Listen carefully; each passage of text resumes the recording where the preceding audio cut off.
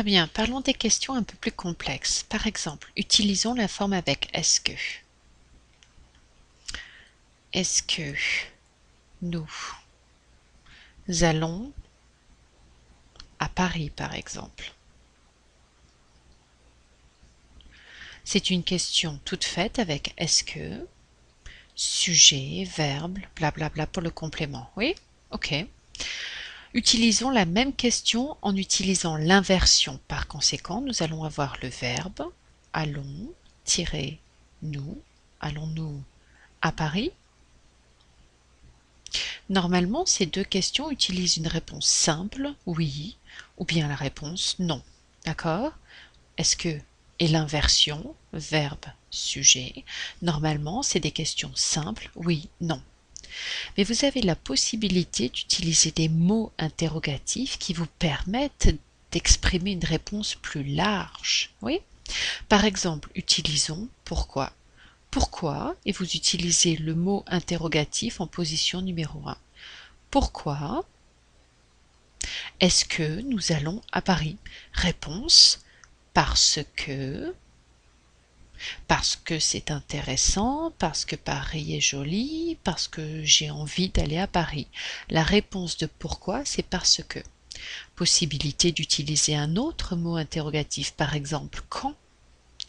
Quand allons-nous à Paris? Réponse en 2012, par exemple.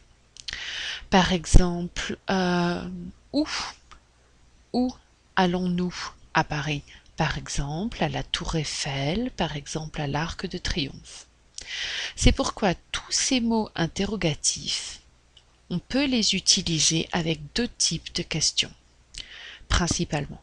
Normalement, est-ce que,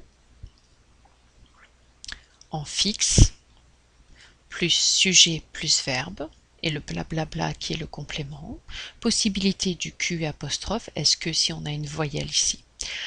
Ou bien, possibilité numéro 2, c'est l'inversion.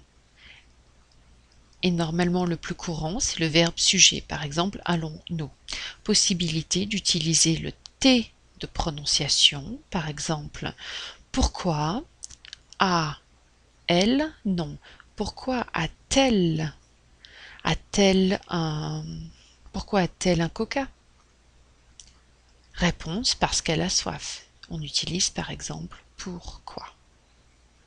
Attention, si vous utilisez un nom complexe, par exemple Karen, Karen, ça n'est pas je, ça n'est pas tu, ça n'est pas il, elle, on, nous, vous, il, pluriel, et elle, pluriel. Par conséquent, vous allez positionner le nom complexe en position numéro 1, virgule, verbe, et on va répéter le sujet. Par exemple, pourquoi Karen, nom complexe, virgule, a-t-elle un coca? Réponse, parce qu'elle a soif. Comment Karen a-t-elle un coca? Elle est allée par exemple à la cafétéria. Quand a-t-elle un coca? Par exemple à midi, c'est possible. Par conséquent, je répète, tous ces mots interrogatifs, on les utilise avec deux formes de questions. La première, c'est est-ce que, la deuxième, c'est l'inversion. Parfois, il est possible d'utiliser l'intonation, mais je préfère qu'on utilise est-ce que et l'inversion. Voilà.